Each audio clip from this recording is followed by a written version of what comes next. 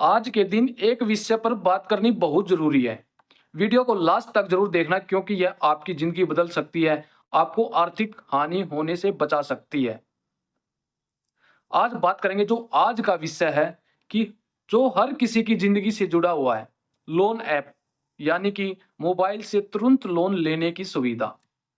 क्या ये ऐप सच में मददगार है या फिर एक डिजिटल जाल बनते जा रहे हैं? आइए समझेंगे इस वीडियो में विस्तार से। सेगमेंट जान लेते हैं कि लोन ऐप है क्या। लोन ऐप ऐसे मोबाइल एप्लीकेशन होते हैं जिनके जरिए हम घर बैठे कुछ ही मिनटों में लोन के लिए अप्लाई कर सकते हैं।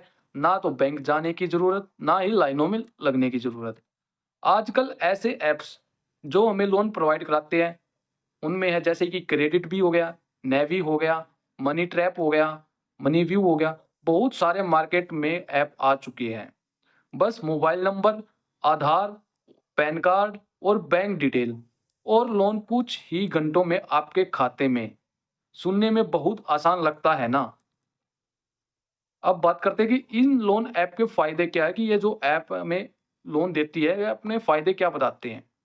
अब बात करते हैं इनके फायदों की ओर, तो आपको घंटों या फिर दिन का इंतजार नहीं करना पड़ता। सब कुछ डिजिटल, कोई कागजी झंझट नहीं। 1,000 से लेकर आप 5 लाख रुपए तक का लोन आसानी से ले सकते हो और ईएमआई में आराम से पैसा लौटा सकते हो। इसी वजह से आज युवा हो गया, स्टूडेंट हो गया, नौकरी पेशा लोग हो गए, इस ऐप की तरफ ज़्यादा आकर्षित हो रहे हैं। अब बात कर लेते हैं कि इन ऐप से लोन लेने में खतरे भी क्या हो सकते हैं। कई ऐप 25% से लेकर 100% तक सालाना ब्याज वसूलते हैं। Processing fee, late fee, GST, ये सब मिलाकर लोन बहुत महंगा हो जाता है। कुछ फर्जी ऐप्स आपके कॉन्टैक्ट और गैलरी तक का एक्सेस ले लेते हैं, जिससे आपकी प्राइवेसी को खतरा बन जाता है। कई मामलों में यह भी देखा गया है कि रीपेमेंट में देरी होने पर यूजर्स को धमकाया भी जाता है। इसलिए हर चमकती चीज सोना नहीं होता और हर लोन ऐप सुरक्षित नहीं होता। हमें इन बातों को ध्यान में रखना बहुत जरूरी है। लोन ऐप लेते समय क्या आपको करना चाहिए?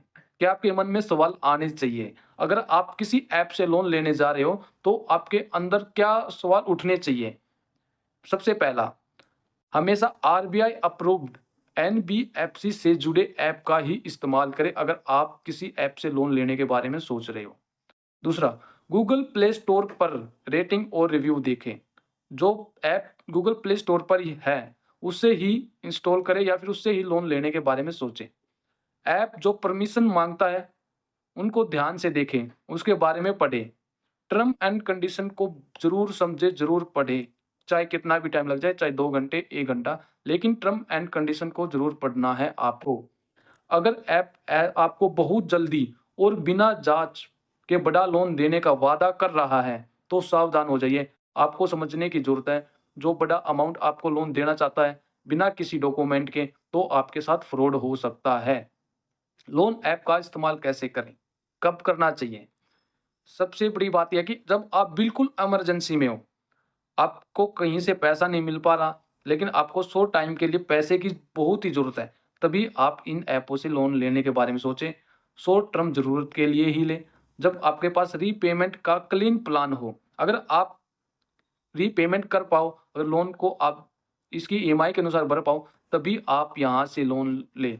लेकिन याद रखें, लोन लेना आसान है, चुकाना ज़िम्मेदारी है, क्योंकि अगर आप लोन लेते हो तो उसको टाइम से ज़रूर चुकाएँ।